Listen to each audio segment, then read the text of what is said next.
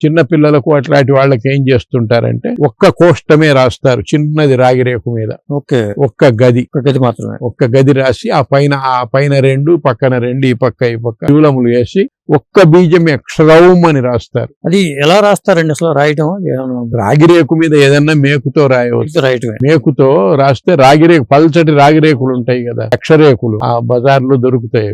ఆ రక్షరేకు మీద రాసి దానికి జపం చేసి, ఆ జపం చేసిన తర్వాత ఆ తీర్థం దాని మీద పోసి మళ్ళా తుడిచి తావీజులో పెట్టి కడితే చిన్న పిల్లలకు అట్లాంటి వాళ్లకు భూతగ్రహ బాధలు అవి తొలగిపోతాయి. ఒక బీజమే.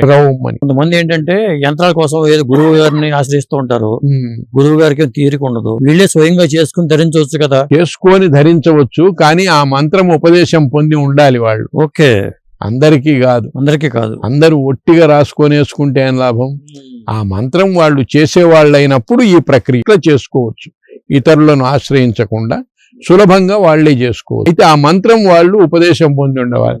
హనుమంత్ మంత్రం జపం చేసే వాళ్లకు, నరసింహ మంత్రం జపం చేసే వాళ్లకు ఈ విధానం.